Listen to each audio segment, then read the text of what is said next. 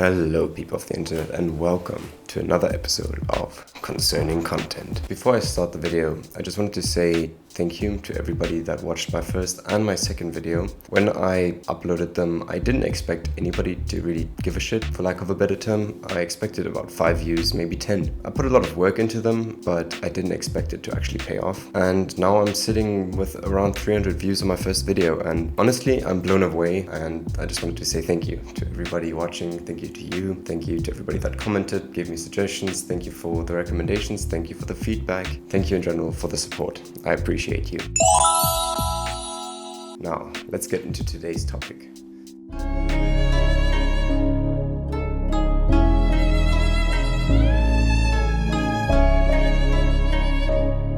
Today, we're talking about dark humor. Now, dark humor is an extremely divisive topic. Many claim political correctness is killing comedy and that the jokes made are usually just harmless and don't actually mean any harm. But today, we're going to have a closer look at it and see just how deep it really goes. Now, I personally believe that comedy is an extremely important thing to make light of a serious situation and that a joke can push a lot of boundaries. But I disagree with the opinion that a joke is always just a joke because somebody labeled it as such. And I also believe that just because a person was making a joke, that this does not exempt them from any form of criticism. I personally believe that if your humor relies on putting others down and marginalizing a group of people, you're no better than a 90s bully. And instead of saying, hey, give me your lunch money, you say, haha, gay. Most of the time, the content isn't very original either. It usually focuses on a few main things, and that is making fun of either women, gays, or any minority. The jokes to me personally feel more like an excuse to throw shade rather than an actual appreciation for comedy, but we're gonna get into all that later.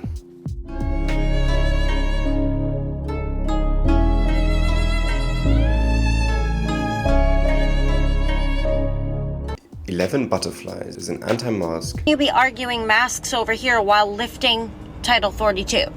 It makes absolutely no sense. Come on in, illegal immigrants. We don't have to worry about your disease. Trump supporting. And Trump, 2024. Floridan woman with a TikTok following of 1.2 million, whose bio pretty much tells you everything you need to know. Comedy account is the main reason we're actually focusing on her today. Everything is a joke. If you have to clarify that, then your jokes are probably not very funny to begin with. Except my patriotism. Now this one, I personally disagree with the most because I am German, for those of you that don't know, and we all know what went wrong in Germany's history less than 100 years ago. What happened in Germany was caused largely by extremists appealing to patriots, and eventually German nationalism was born of that, and we had one of the most bloody events in modern history. Now, I'm not saying that love for your country in itself is bad, but blind acceptance of what goes on in your country is, and you should always question what your state does. But that's just my opinion, you're entitled to your own. So yeah, let's just get on with the video because I think freedom pretty much explains itself. So let's have a look at the type of jokes that 11 Butterflies makes. These are old jokes. Which one do you think would push the most buttons in 2021? A man hits a woman with his car. Whose fault is it? The man's, obviously. What was he doing driving in the kitchen? Get it? It's one of those women belong in the kitchen jokes. That's so original. Haven't heard those before now. When a man opens the car door for his wife, you can be sure of one thing. Either the car is new or the wife is. You see, guys? It's funny. It's funny because... It's funny, right? Because... It's so funny because why?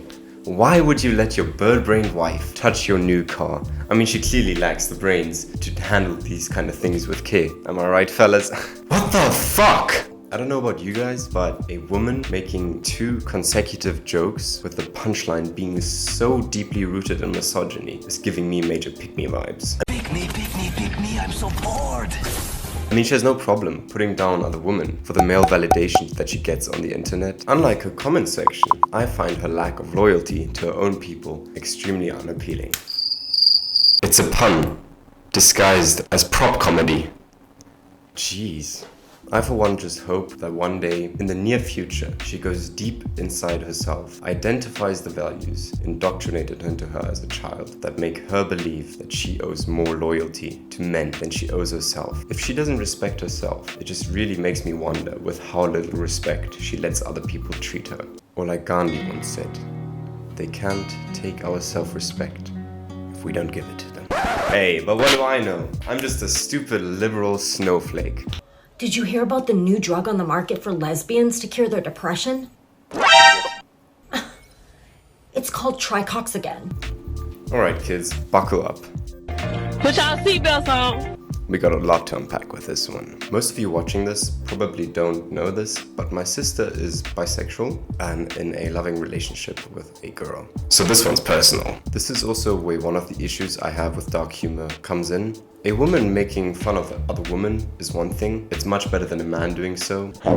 A straight person making a joke about gay people and indicating that the reason gay people are depressed is because of a lack of validation from the opposite sex. That is just straight up homophobia. And personally, if you ask me, projection on her part. It's not an original joke either. It's the type of thing my sister and her girlfriend hear almost daily when they walk into public together from bigots like her. Don't you worry though, it gets a bit worse. After doing the slightest bit of research, which I would recommend to her, I found that 35.2% of gay people, or lesbian people at that, are diagnosed with clinical depression, compared to 40.1% of bi people. The 18.9% of diagnoses given to straight people pales in comparison. This is of course in large part due to the judgment and discrimination gay or bisexual people face from straight people in the world. And to imply that this is the result of them being gay is extremely disrespectful and honestly disgusting. But I'm sure she knew this full well when making the video, because otherwise why would you talk on a topic like that if you don't know what you're talking about? In case she didn't though,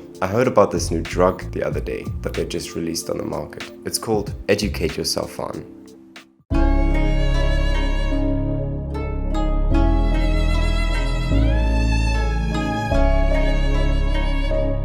Now, some of you sitting at home that might actually disagree with me would probably say, Oskar, aren't you taking this whole thing a little bit too serious? I mean, there's no way that her jokes actually reflect who she is as a person or the beliefs that she really holds. well, I hate to break it to you, not really, but they do. What's up, fuckers? If I've landed on your For You page, it's probably because you're a patriot. You love America, pickup trucks, maybe steak, chicks that make you laugh, and to cuss a lot. I am a gym owner and fitness enthusiast from Florida, freest state in the United States. Thank you, Ron DeSantis. Thank you, Ron DeSantis. Thank you, Ron DeSantis.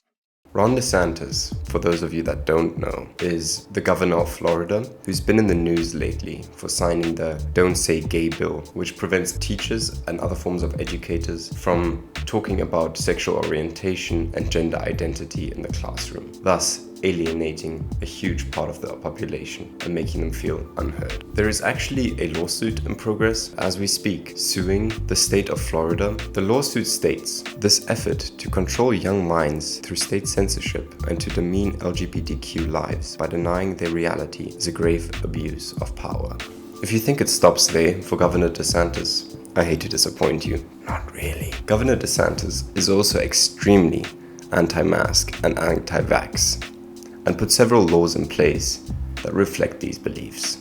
He did all this, mind you, under the guise of freedom. The first bill that I came across while doing my research for this video was the Parent Bill of Rights. This bill basically enables parents to have the last say when it comes to health issues regarding their children. And this doesn't sound all bad on the surface, but what it led to is schools not being able to enforce mask mandates during a global pandemic. If this wasn't enough, DeSantis also pursued legal actions against schools that did so anyway. On November 18th, 2021, DeSantis signed another legislation into place that prevented employers from firing employees that were refusing to wear a mask or getting vaccinated. This was the month after Florida had its highest death rate due to COVID. Shortly after the bill was put in place, Florida had the highest cases ever recorded in January 2022.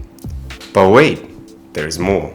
In response to the lootings that occurred during the Black Lives Matter protests, DeSantis proposed an anti-riot bill. This bill aimed, and I quote, to quell violent protests. When first proposed, the bill was actually rejected by the judge in charge, Judge Mark Walker, who said the bill was too vague and was an infringement on the constitutional rights of assembly and freedom of speech. Judge Walker stated, if this court does not enjoin the statute's enforcement, the lawless actions of a few rogue individuals could effectively criminalize the protected speech of hundreds, if not thousands, of law-abiding Floridans. It's a bit ironic that this governor, who does everything under the guise of freedom, tries to take said freedom away from other groups that he is not directly affiliated with, isn't it? Despite many claiming, inside and outside of courtrooms, that the law was inherently anti-black, it was successfully appealed and signed into action in April of this year. I want to preface this next part of the video by stating the following. Even though I talked about 11 butterflies in this video, I do not mean her or the people mentioned any harm, and I'd like to ask everybody watching this not to harass them online. Her place in this video is only to serve as a case study, and my intention was never to shine a bad light on her, but to raise awareness for a problem I personally have with the dark humor she makes use of. All things stated in this video are very subjective and my opinion, which I wanted to voice.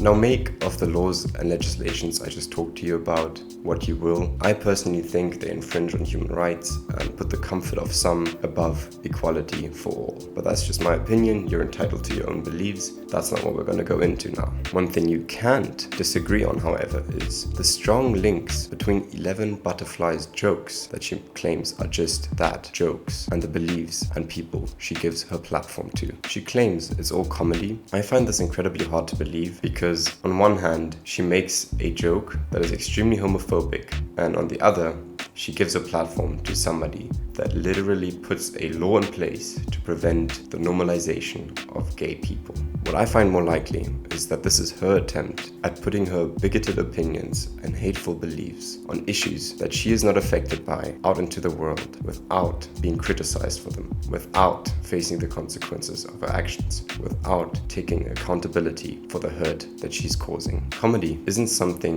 that she feels strongly about. Comedy is a tool to disguise awful opinions. This is where I think dark humor is a problem. I don't think all of it is bad. I have a very edgy sense of humor myself. I like joking about taboo topics. But when your humor only serves in order to push an agenda without being clear about it, it may lead people that don't actually share her beliefs into a rabbit hole where they only hear those kind of beliefs and slowly but surely start adopting them for themselves because they're so normalized by comedy. It normalizes hate and disdain towards marginalized groups. It pits people against one another and creates a us versus them narrative in a time where we should stand together. Now, more than ever, we have to stand shoulder by shoulder, and somebody belittling the person next to you because of something they have no control over weakens our societal bond. That's my problem with dark humor. Feel free to disagree. Thank you for watching, guys, and until next time, and yeah, cheers!